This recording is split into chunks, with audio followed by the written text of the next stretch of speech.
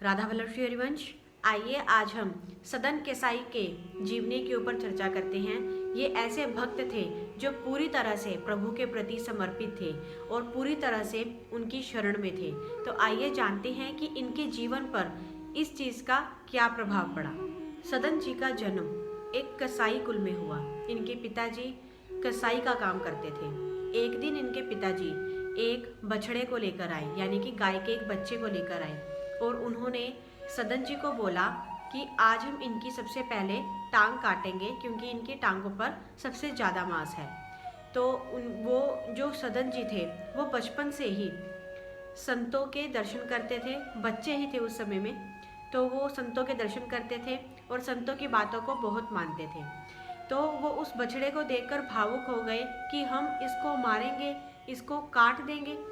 तो जब उनके पिताजी वहाँ से चले गए तो एकांत में वो उस बछड़े के गले लगकर रोए और उस बछड़े को बोला कि मेरे पिताजी तुम्हें काट देंगे, ऐसा क्यों है, मुझे इस बात का बहुत दुख है।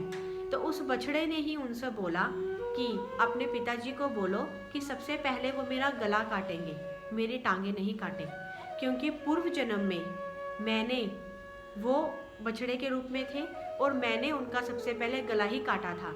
मैंने उनको इतना कष्ट नहीं दिया कि वो सबसे पहले मेरी टांगे काटें और मैं ये सब कुछ होता हुआ देखता रहूं। तो इसीलिए तुम अपने पिताजी को बोलो कि वो सबसे पहले मेरा गला ही काटें, मेरे टांगे नहीं काटें। तब सदन जी को, जो उस टाइम बच्चे ही थे, तो उस समय पे उनको लगा कि पूर्व जन्म के भी कर्मों को हमें भोगना होता है, पूर्व जन्म के भी कर्म हमारा कभी पीछा नहीं छोड़ते। तो इस बात का, इस सवाल का जवाब लेने के लिए वहाँ पर काफ़ी सारे संत भगवान लोग आते थे। तो उन संतों के पास गए और उनसे जाके ये प्रश्न करने लगे कि क्या ऐसा कोई रास्ता नहीं है कि हम अपने कर्मों से मुक्ति पा सके, हम जीवन मुक्त हो सके, हमें इन कर्मों को बार बार ना भोगना पड़े। तब उन संत भगवान ने सदन जी को बोला, हाँ ऐसे एक रास्ता है, प्रभु का नाम जप। अगर तुम प्रभु का निरंतर नाम जप करते रहो तो तुम इन सभी कर्मों से मुक्त हो जाओगे, जीवन मुक्त हो जाओगे। तब जो सदन जी बच्चे थे उन्होंने उन संत भगवान की बातों को माना और अपने जीवन में उस चीज़ को निभाया और वो बचपन से ही हरि नाम जप करने लगे और उनका नाम जप निरंतरण होता था। वो निरंतरण भगवान का नाम स्मरण किया करते थे। समय के बाद जब सदन जी बड़े हो गए तब उन्होंने अपने कुल के व्यापार को ही चलाया, यानी कि जो उनके कुल में कसाई का काम होता था उसी काम को उन्होंने आगे चलाया। उनके पिताजी जो जानवरों को लाते थे और उनको काट कर बेचते थे, उनके मांस को बेचते थे, तो सदन जी ऐसा नहीं करते थे। वो जानवर को लाते नहीं थे, ना ही उनको काटते थे। वो क्या करते थे, वो केवल बाजार से मांस खरीद कर ले आते थे और उसमें ऊपर कुछ हिस्सा रखकर आगे उस मांस को बेच देते थे, जिससे उनकी जीविका चलती रहे, उनके घर में पैसा आता रहे और उनके घर में उनके परिवार का पोषण होता रहे। लेकिन अपना ये सारा काम करते हुए वो भगवान का नाम जप करना नहीं भूलते थे। वो सदैव निरंतरण भगवान का नाम स्मरण अवश्य ही किया करते थे। बेशक वो मांस बेचते थे लेकिन उसके साथ अपने प्रभु को कभी नहीं भूलते थे। न ये काम करते हुए वो खूब भजन किया करते थे। वो ऐसे ज्ञानी महात्मा थे कि उनसे संत भगवान लोग आकर सत्संग सुना करते थे और वो भी संतों का बहुत मान सम्मान करते थे। एक बार रास्ते में जाते हुए सदन कसाई को एक पत्थर मिला। पत्थर यानी कि एक वो बहुत चमकदार पत्थर था। तो उनको लगा कि वो सामान्य पत्थर होगा, लेकिन वो पत्थर नहीं था, वो शालिग्राम भगवान थे। सदन कसाई ने कभी भी शालिग्राम भगवान को देखा नहीं था। तो उन्होंने सोचा कि वो एक पत्थर है कि जो उनके तराजू में मांस तोलने के काम में आ सकता है। वो शालिग्राम भगवान थे। किसी संत भगवान जैसे उनकी पोटली से गिर जाते हैं तो रास्ते में किसी के गिर गए होंगे, तो वो शालिग्राम भगवान सदन कसाई को मिल गए। लेकिन उन्होंने सोचा कि ये कोई पत्थर है और ये मेरा जो है इसका वजन भी बहुत अच्छा है, इसका वजन भी बहुत अच्छा है, जो मेरे तराजू में रखकर मैं इससे अपने जो मांस बेचता हूँ उसको मैं तोल सकता हूँ। तो वो इसको अपनी दुकान पर लेकर, जहाँ पर वो अपना ये व्यापार करते थे, ये काम करते थे, पत्थर इतना चमत्कारी था कि जैसे कि आधा किलो अगर उन्होंने तोलना होता था तो वो आधा किलो का वजन ही कर देता था। अगर उन्होंने 5 किलो का तोलना होता था तो वो 5 किलो का ही वजन कर देता था। लेकिन वो जाने अनजाने वो शालिग्राम भगवान को ले आए थे। वो पत्थर नहीं था, वो शालिग्राम भगवान थे जिससे वो अपना काम चलाता था। संत भगवान लोग उनकी दुकान पर गए तो संत भगवान लोग तो उनके पास आते ही रहते थे। तो संत भगवान लोग ने देखा कि ये तो शालिग्राम भगवान हैं जिनको ये पत्थर समझकर तराजू में तोल रहा है अपना मांस बेचने के लिए। तो बहुत ही उनका अपमान किया कि तुमने किस प्रकार से शालिग्राम भगवान को यहाँ पर रखा हुआ है। तो वो ऐसा बोलकर वहाँ से शालिग्राम भगवान को अपने साथ ले गए। वहाँ अपने साथ ले जाकर उन्होंने उनको स्नान करवाया, भोग लगवाया, उनको वेद सुनाए। तो शालिग्राम भगवान जी को वो बिल्कुल अच्छा नहीं लगा। शालिग्राम भगवान उनसे बहुत प्रेम करते थे क्योंकि वो हरि भक्त थे, निरंतर नाम जप करते रहते थे और सत्संग भी करते थे, खूब भजन करते थे। शालिग्राम भगवान थे वो सदन केसाई से बहुत ही ज़्यादा प्रेम करते थे। उन संत भगवान को बोला कि मुझे बिल्कुल भी अच्छा नहीं लगा कि जो तुमने उनका अपमान किया है, और मुझे तुम्हारा ये स्नान करवाना ये सब कुछ भी अच्छा नहीं लगा है। मुझे वापिस से तुम उसी के पास छोड़ाओ, मैं तो उसी के पास रहूँगा।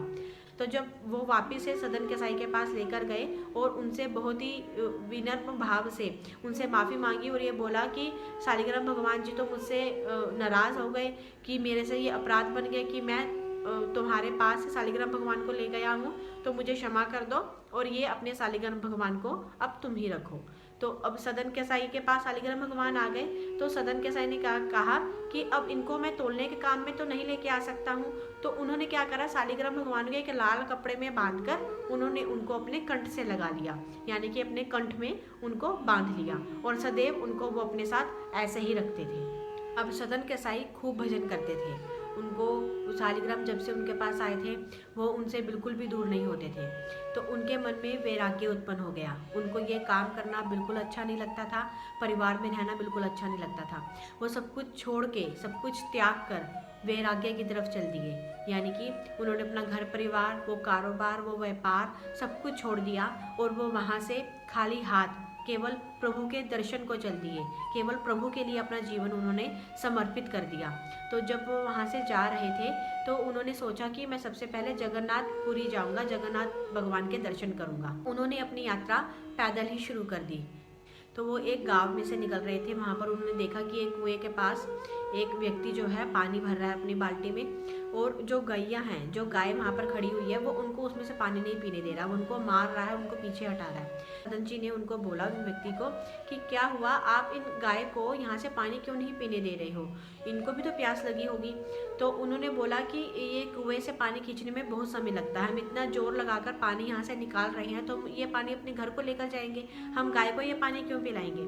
तब उन सदन जी ने बोला उन व्यक्ति को कि आप मुझे थोड़ी देर के लिए अगर अपनी बाल्टी दे दें तो मैं पानी भरकर इन गाय को पानी पिला दूं। तो उन्होंने बोला कोई बात नहीं, आप ये बाल्टी रख लीजिए। तो उन्होंने वो बाल्टी रखी और कुएं से पानी खींचकर उन गाय को पिलाने लगे।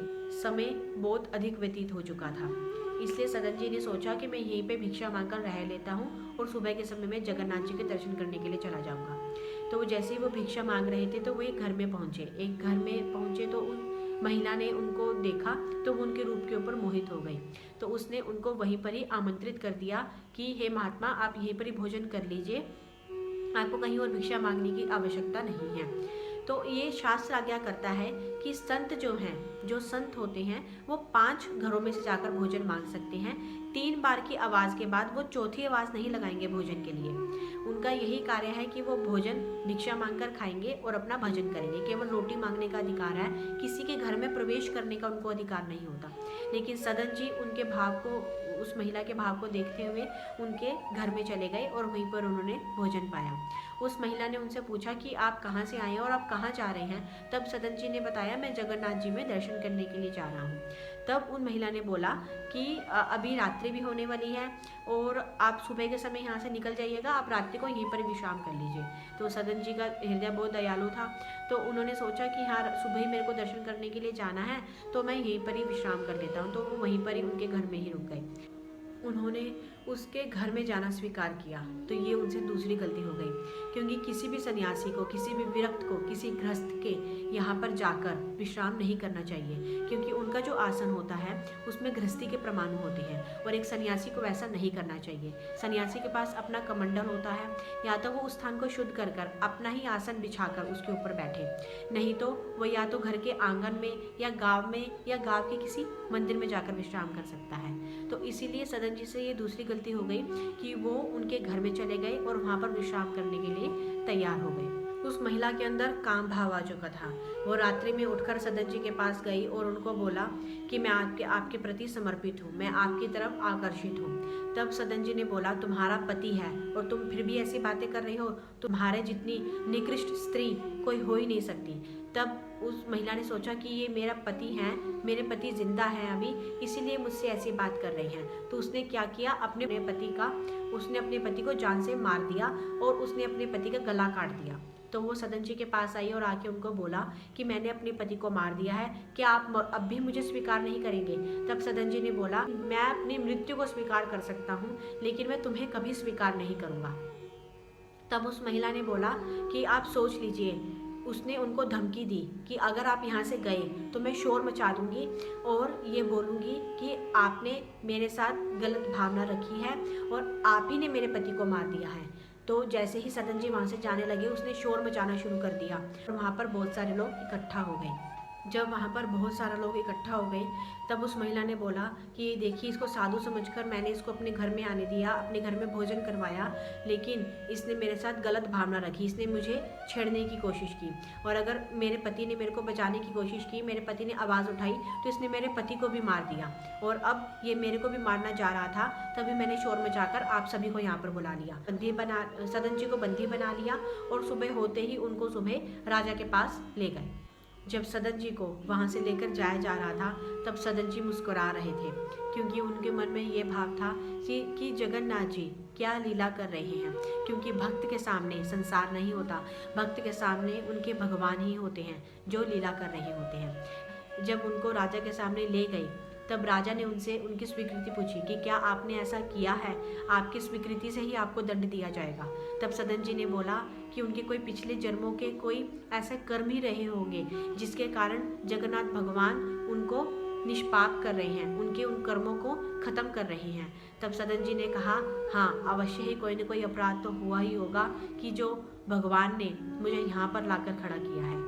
तो जैसे ही उन्होंने स्वीकृति दी, तो राजा ने उनको दंड स्वरूप उनके दोनों हाथ काटने का आदेश दे दिया। राजा के जो सैनिक थे, उन्होंने सदन जी के दोनों हाथ काट दिए।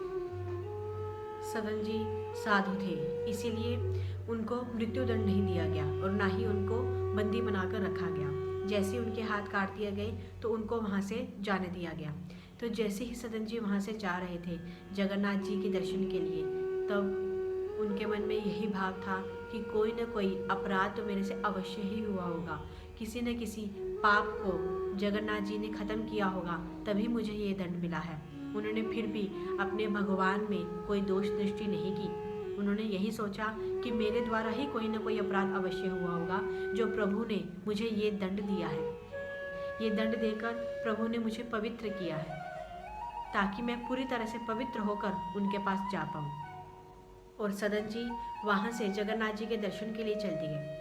तो जैसे ही वो जा रहे थे, तो जगन्नाथ जी ने जब देखा कि सदन जी मेरी ओर आ रहे हैं, मेरे दर्शन के लिए आ रहे हैं, तभी जगन्नाथ भगवान ने अपने पार्षदों को पालकी लेकर भेज दिया कि जाओ, मेरा भक्त आ रहा है, मेरा सदन भक्त आ रहा है, उसको जाकर पालकी में बिठा कर लाओ।